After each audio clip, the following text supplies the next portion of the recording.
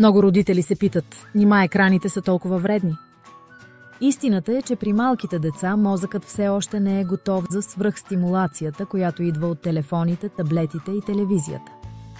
Екраните предлагат постоянна смяна на образи и звуци.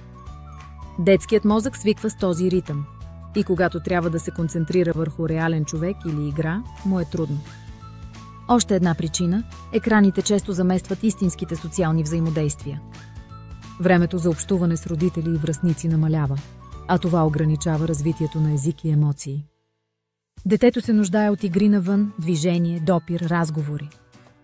Ако тези естествени стимули бъдат заменени с дигитални, мозъкът не изгражда нужните връзки.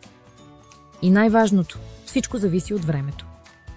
Колкото по-малко е детето, толкова по-чувствително е към екраните. Дори 1 час на ден при 2-3 годишно може да има ефект. Добрата новина е, че причината не е в самото дете, а в начина, по който прекарва времето си. Това означава, че можем да помогнем, като върнем игрите, общуването и живите преживявания. Следва. Какво могат да направят родителите?